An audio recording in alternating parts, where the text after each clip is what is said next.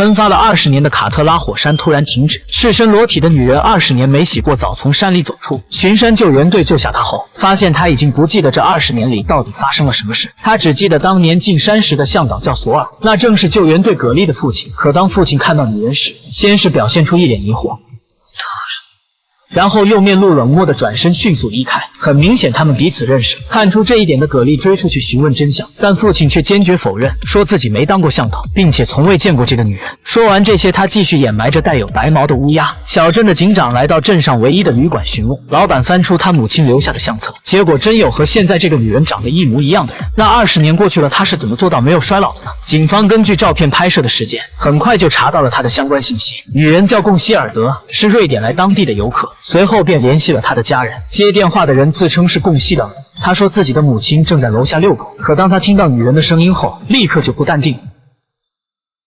Hello， 妈妈。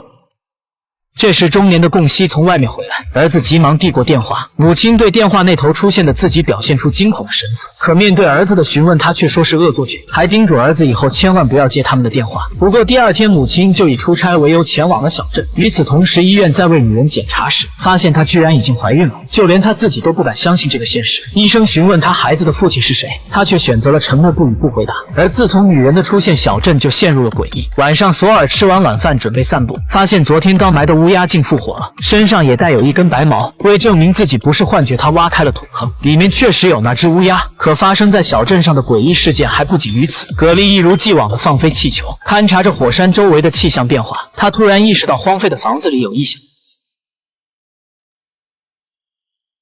壮着胆子进屋查看，原来是自己死去1年的姐姐也复活。